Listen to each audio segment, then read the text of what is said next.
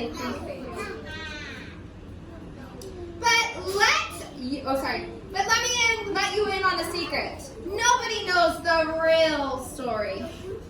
Because nobody has ever heard my side of the story. I'm Wolf. Alexander T. Wolf. You may call me Al. I don't know how this whole big bad wolf thing got started, but it's all wrong. Maybe it's because of our diet.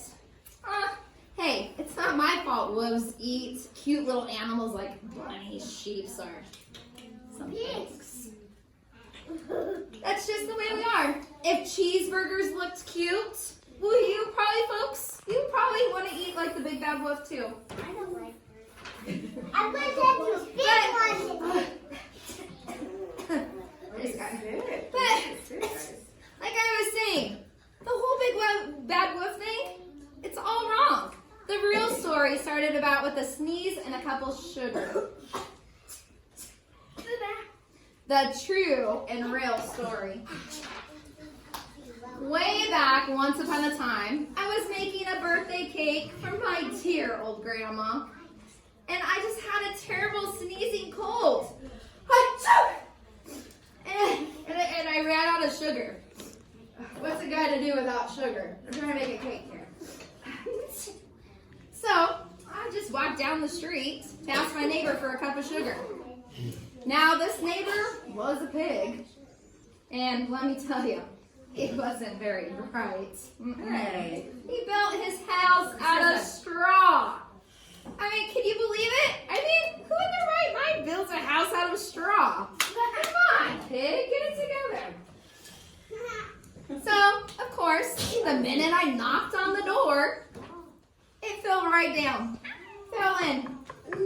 Then I just didn't want to walk into somebody else's house, so I called. Excuse me, little pig.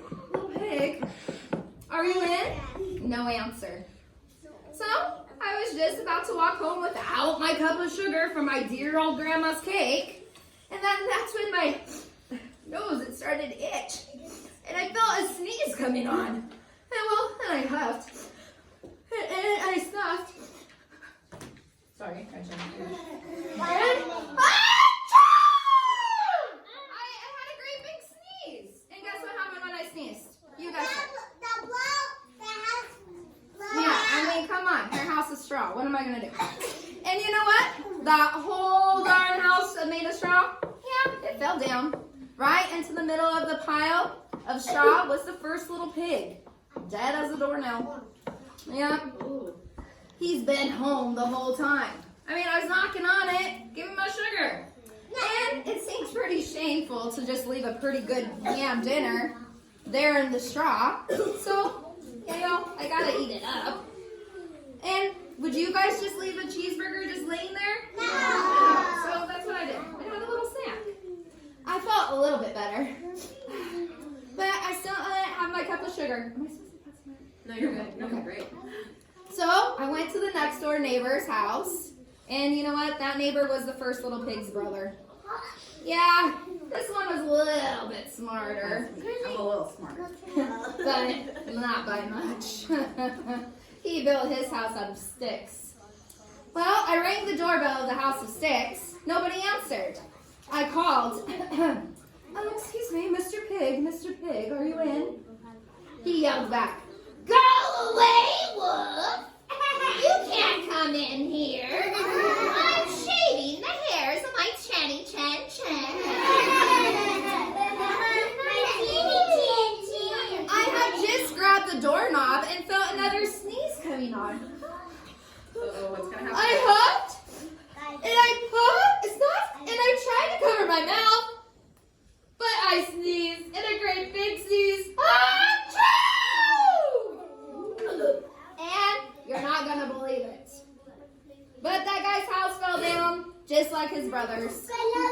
And when the dust cleared, there was the second little pig dead as a doornail. The wolf's honor, I promise. He was. Now, you know food, it will spoil if you leave it out. So I did the only thing that there was to do. Yeah, I had dinner again. Thanks to that second pig's, think of it as second helping. I was getting awful full, but my cold was getting a little bit better. And I still didn't have that sugar from my dear old grandma's cake. Emily loves. So I went to the next house. This guy was this first and second guy's little brother. He must have been the brains of the family because he built his house out of bricks. I knocked on the house of bricks. No answer. I called, Mr. Pig, are you in? And do you know what that rude little porker answered? Get out of here, Wolf! Don't bother me again! Talk about impolite. He probably had the whole sugar shack of sugar, or sack, sorry. He probably had a whole sack full of sugar, and he wouldn't give me 1 cup of sugar. I will. Do you guys believe that? I'll give you. It was for my dear sweet old grandma. Here you go. What a pig! Here you go. I was just about to go home and maybe make a nice birthday card instead of a cake when I felt my cold coming on. I huffed, and I snuffed, and I sneezed once again. The third little pig. Then the third little pig yelled, and your old granny can sit on a pin. Now, I'm usually a calm fella, but when somebody talks about my granny like that, I go crazy. When the cops drove up, of course, I was trying to break down the pig's door. And the whole time I was huffing and puffing and sneezing and making a real big scene. The rest of the story, it is history. And the news reporters found out about the 2 pigs I had for dinner. They figured a sick guy going around borrowing sugar didn't sound very exciting. So they jazzed up the story a bit. I huffed and puffed and I blew their house down and made me the big bad wolf. That's it. The real story. I was framed. Boys and girls, who